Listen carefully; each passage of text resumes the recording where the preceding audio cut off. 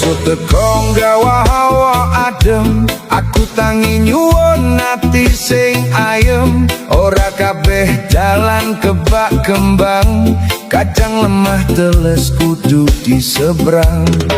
Kopi pahit ning cangkir lawas, ngelangke urip kudu luwe awas. Senajan rezeki durung ketok akeh, aku tetep matur nuwun marang Gustine.